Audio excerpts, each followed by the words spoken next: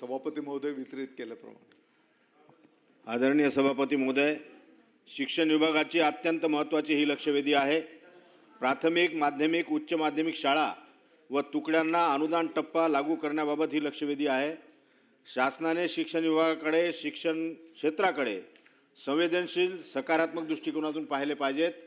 आपण पाहतो की बरेच दिवसापासून शासनाचं शिक्षण विभागाकडे दुर्लक्ष होत आहे. माननीय सभापती महोदय, राज्यातील अंशतः अनुदानित शाळेतील कर्मचाऱ्यांना अनुदान मिळण्यासाठी सतत संघर्ष करावा लागत आहे. दिनांक 22 जूनपासून आझाद मैदानावर शिक्षक समन्वय संघाच्या वतीने अनुदानासाठी आंदोलन सुरू झालेले आहे. टप्प्याटप्प्यानं अनुदान अनुज्ञेय आहे असे सन्मान्य मंत्री महोदय, शिक्षण मंत्री महोदयांनी सांगितलेलं आहे.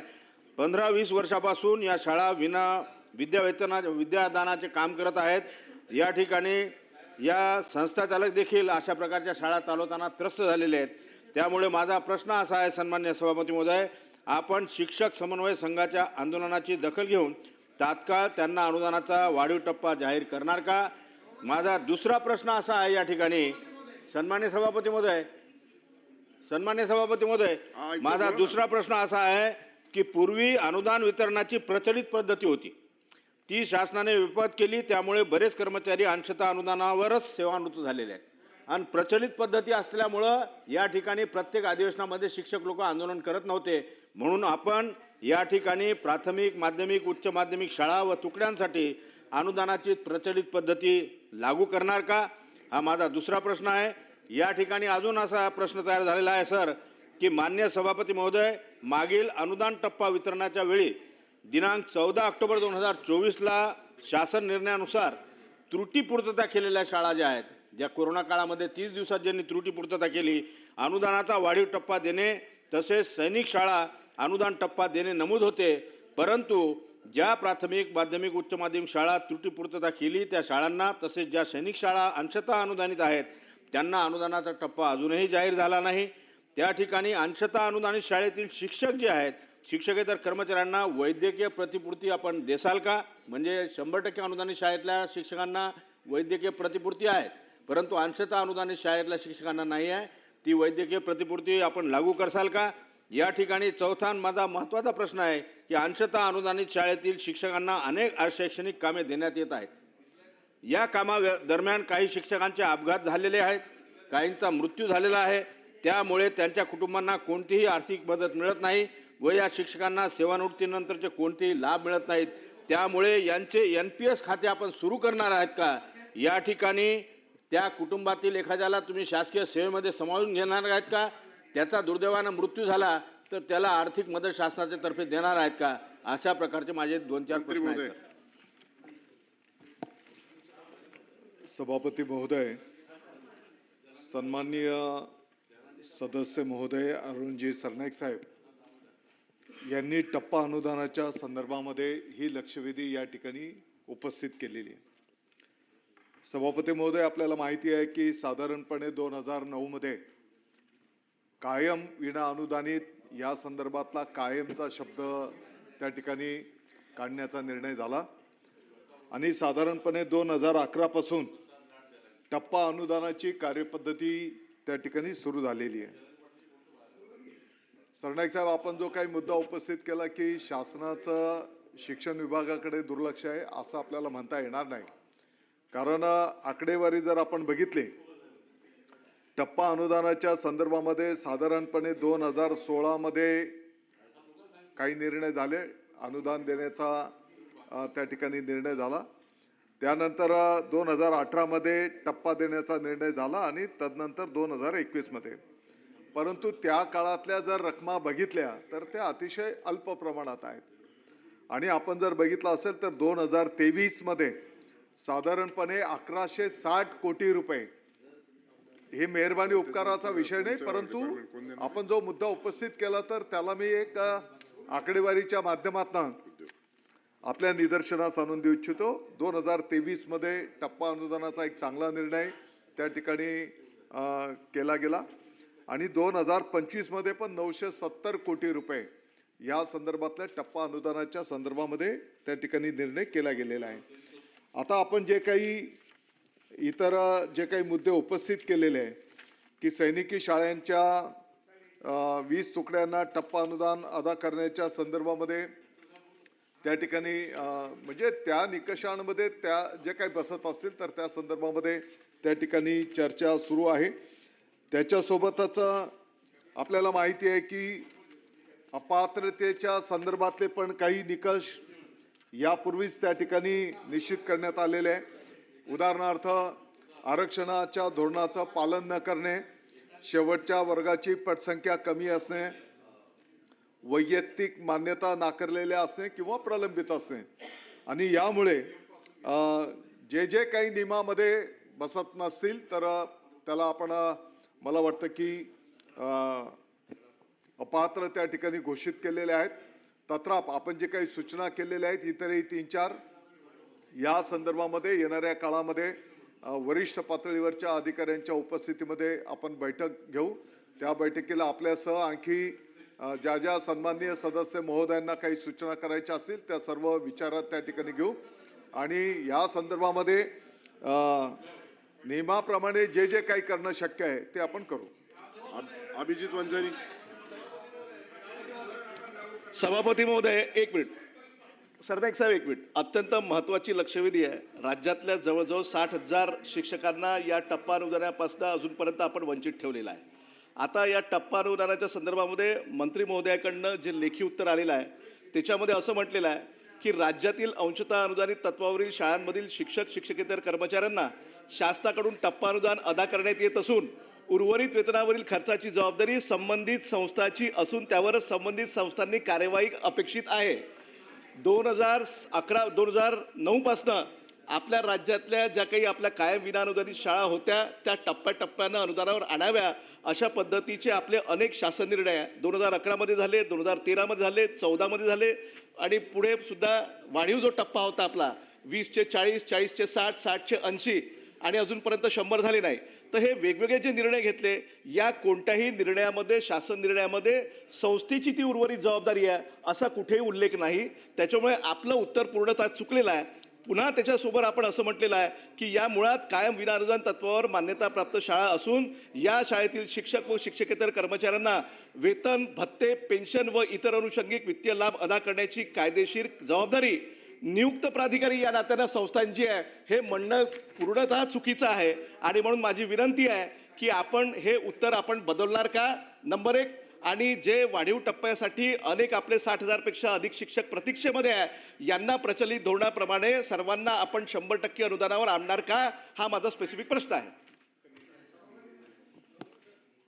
सभापती महोदय, संस्थेच्या ज्या ठिकाणी कर्मचाऱ्यांची नियुक्ती केली जाते अपॉइंटिंग ऑथॉरिटी ही ती संस्था असते आणि म्हणून मूळ याच्यामध्येच अपेक्षित आहे की त्या संस्थेने त्या कर्मचाऱ्याला जे काही नोकरीला त्या ठिकाणी घेतलेलं आहे टप्पा अनुदानाच्या प्रोसेसपर्यंत त्याचं जे काही मानधन आहे ते संस्थेने देणं त्या ठिकाणी अपेक्षित आहे आणि म्हणून ती संस्थेची पण जबाबदारी मूळ गाभ्यामध्येच ते त्या ठिकाणी अपेक्षित आहे आणि म्हणून आपल्याला असं म्हणता येणार नाही की ते चुकीचं आहे. राहिला विषय तर वंजारी साहेबांनी जे काही मुद्दे उपस्थित केलेले मला वाटतं की जी मीटिंग आपण लावू त्या बैठकीमध्ये आपल्यालाही त्या ठिकाणी आमंत्रित केलं जाईल आणि आपल्याला हे पण गोष्टीचं माहिती आहे की सभापती महोदय शासनाची आर्थिक परिस्थिती आणि सगळ्या गोष्टी विचारात घेऊन आपल्याला हे टप्पा अनुदान त्या ठिकाणी वितरित करता येते आणि म्हणून पाठीमागच्या काळामध्ये सरकारने अतिशय चांगले निर्णय केलेले आहेत आणि येणाऱ्याही काळामध्ये कोणावरही अन्याय होणार नाही या दृष्टिकोनातून शासन त्या ठिकाणी निर्णय करेल. प्रसाद लाड.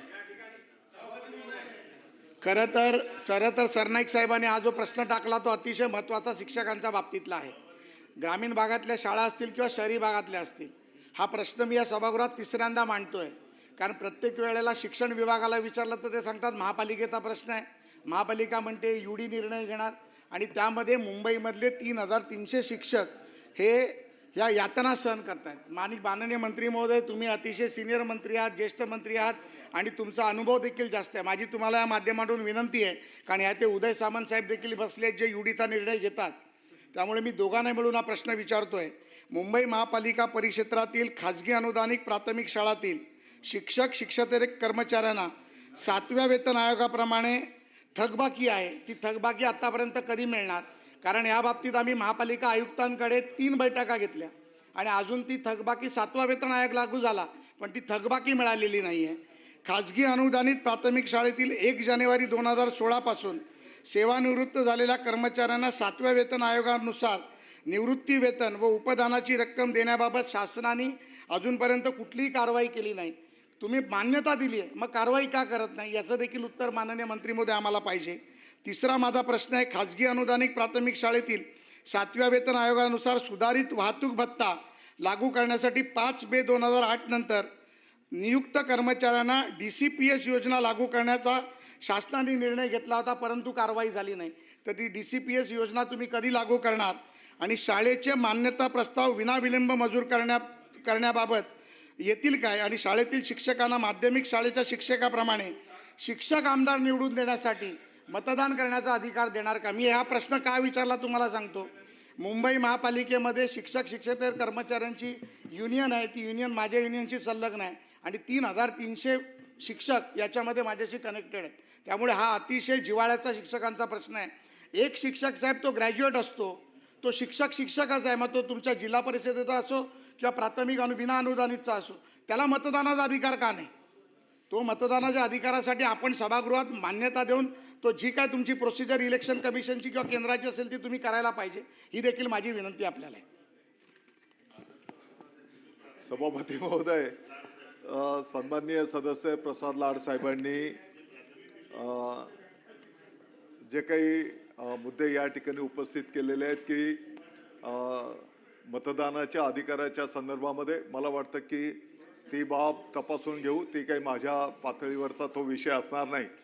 परंतु सन 2000 पासून सुमारे 7,500 कोटी रुपये जे काही थकीत अनुदान हे BMCला दे ही वस्तुस्थिती आहे आणि म्हणून येणाऱ्या काळामध्ये हे अनुदान लवकरात लवकर कसं देता येईल याही दृष्टिकोनातून शासन त्या ठिकाणी प्रयत्न करेल. लिंगाडे.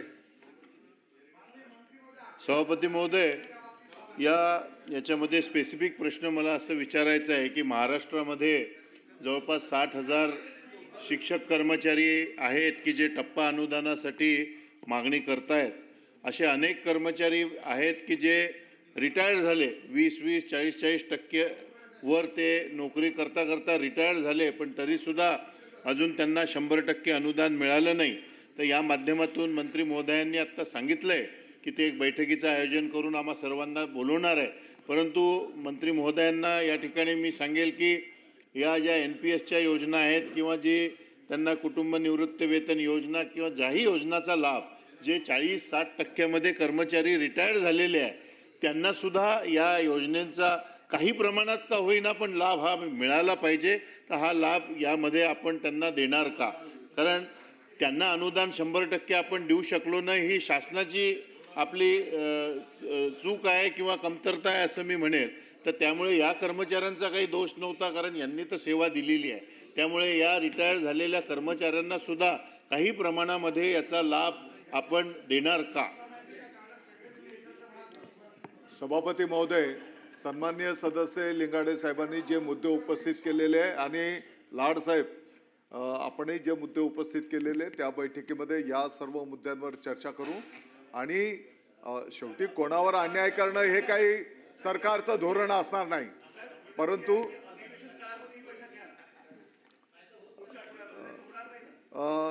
अधिवेशन काळामध्ये बैठक घेऊ. विक्रम काळे.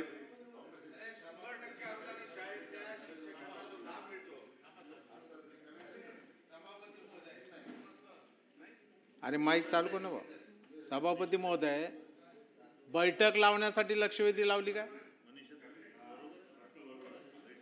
सभापती महोदय, हे अधिवेशन कशासाठी? सभापती महोदय, इथं जनतेचे प्रश्न सुटले पाहिजेत, मंत्र्यांनी त्या पद्धतीने उत्तर देणं अपेक्षित आहे. दादा, तुमचं उत्तर काय पाहिजे? तुम्ही काय दिले या उत्तरामध्ये?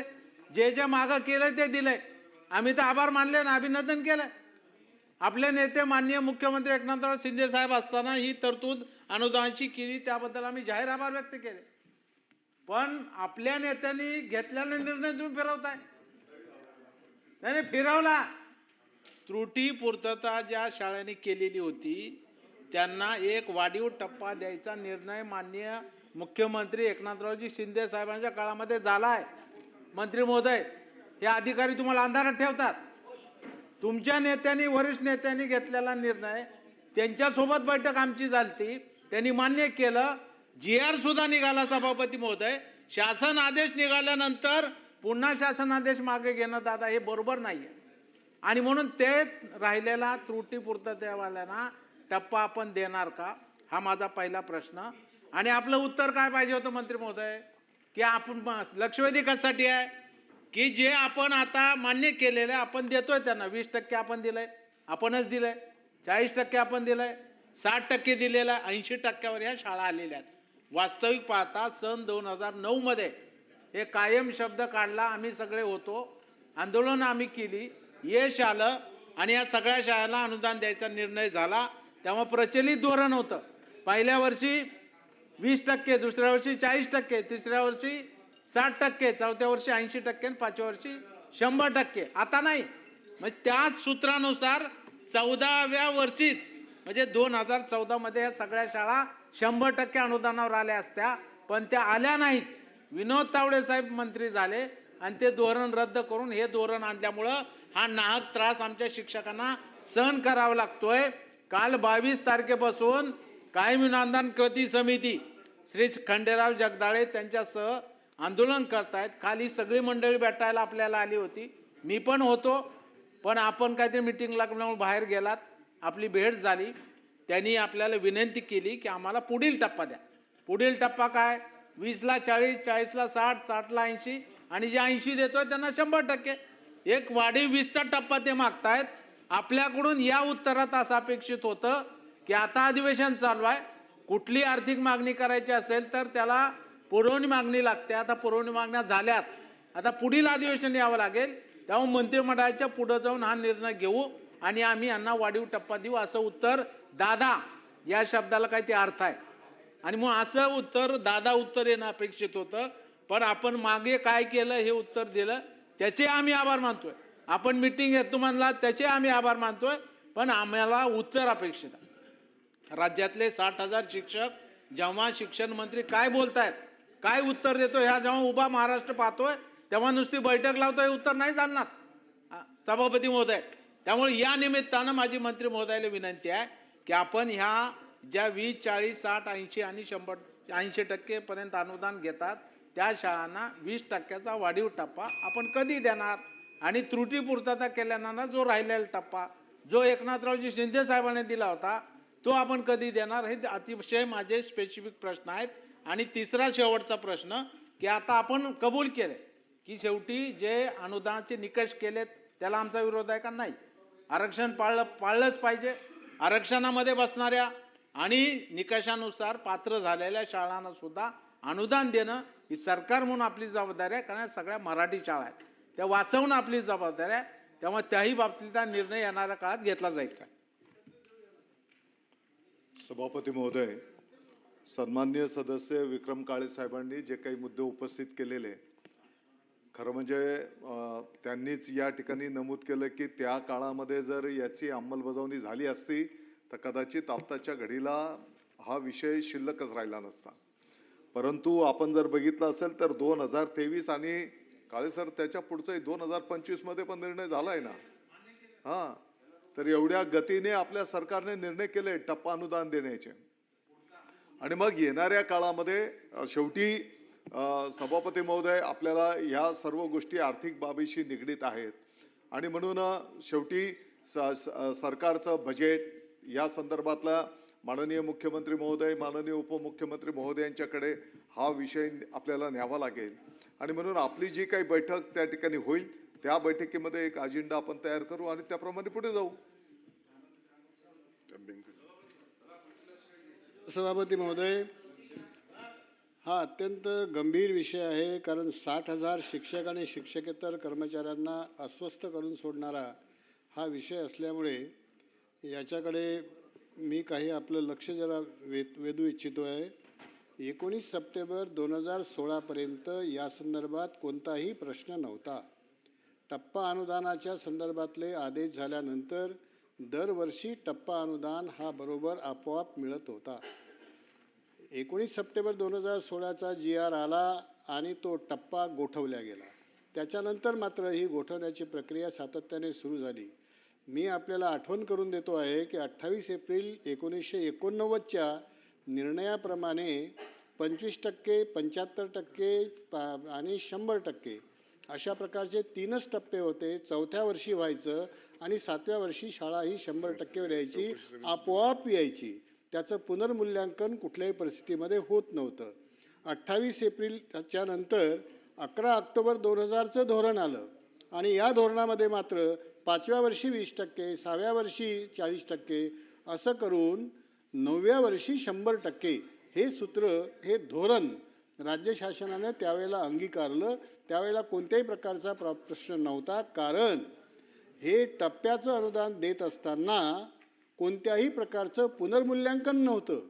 दरवर्षी पुनर्मूल्यांकनाला आपण आता फेस करायला जे सांगतात ते त्यावेळेला नव्हतं. शिक्षण निरीक्षकाच्या पातळीवर संच मान्यता बघून हे त्यांना त्यावेळेला मान्यता दिल्या जात होती आणि आपोआप ह्या संस्था 20च्या 40, 40च्या 60, 60च्या 80 आणि 100 या पद्धतीने जात होत्या. शेवटच्या टप्प्यात ते लक्ष वेधी शेवट प्रश्न विचारा. आता माझे प्रश्न या संदर्भातले साहेब आहेत की दरवर्षी मूल्यांकन आणि पात्रता चाचणीला या शाळांना जे सामोरे जावं लागतं हे टाळता येईल काय, हा माझा पहिला प्रश्न आहे. कमीत कमी शाळांना अनुदान मिळावे यासाठी शेवटच्या वर्गाचा पट सारख्या अत्यंत तथ्यहीन अटी आपण रद्द करणार आहात काय? शेवटच्या वर्गात कुठेच नाही, RTEमध्ये नाही आहे, RTEमध्ये नाही, आपल्या 15-11-11च्या धोरणामध्ये नाही, कोणत्याच धोरणामध्ये नाही. पण ही अट आपण नंतर आणली, त्याच्यामुळे शेकडो शाळा अपात्र ठरायला लागल्यात. 15-11-11च्या आदेशातील निकषांची पूर्तता करून एकदा पात्र ठरलेल्या शाळांना संच मान्यतेच्या अधीन राहून अनुदानाचा पुढील टप्पा दिला जाईल काय, हा माझा प्रश्न आहे. आणि शेवटचा प्रश्न आहे, अनेकांचे DCPS आणि NPS समभाग घेतल्या गेले नाहीत, त्यामुळे त्यांचे सेवोत्तर भविष्य अंधकारमय आहे. पूर्वलक्षी प्रभावाने त्यांचं NPS किंवा NPS आता NPS भरून घेणार आहात काय? हे जर नाही झालं तर या सगळ्या शिक्षकांच्या बाबतीत मात्र त्यांचं आपण शोषण करतो आहे आणि त्यांच्याकडून चांगल्या कामाची आपण अपेक्षा करतो आहे, असं ते होईल. सभापती महोदय, ज्येष्ठ नेते माननीय बेंकर साहेबांनी अगदी 89 पासूनचा हा सगळा प्रवास सभागृहामध्ये या ठिकाणी मांडलेला आहे.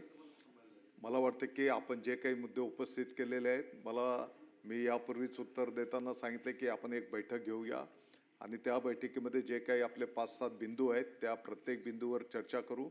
आणि शासन सकारात्मक आहे, जाणीवपूर्वक कोणाला त्रास देणं, कोणावर अन्याय करणं ही शासनाची भूमिका नाही. परंतु हे करत असताना शेवटी आपल्याला त्या विद्यार्थ्यांचं हित आणि शासनाच्या इतर पण गोष्टींकडे आपल्याला लक्ष द्यावं लागणार आहे. नुसतंच बाबा कोणाला तरी खुश करण्याच्यासाठी काहीतरी इकडं मी वक्तव्य करणं हे योग्य होणार नाही. आणि म्हणून त्या बैठकीमध्ये आपण सर्वजण चर्चा विनिमय करून योग्य ते निर्णय करू. लक्षवेधी क्रमांक 4.